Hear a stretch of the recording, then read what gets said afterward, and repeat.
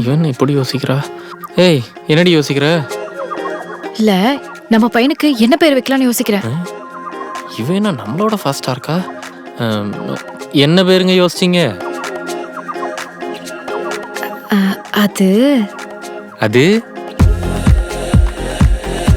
ஆமா, என் ஃபோட்டோ உங்களுக்கு முன்னாடி அமிச்சாங்களா? ஆமா, ஏன் கேக்குறீங்க?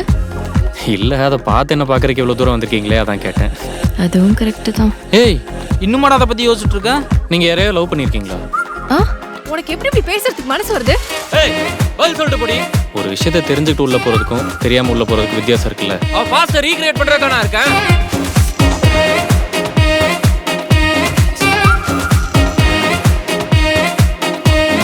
சரி சொல்லு.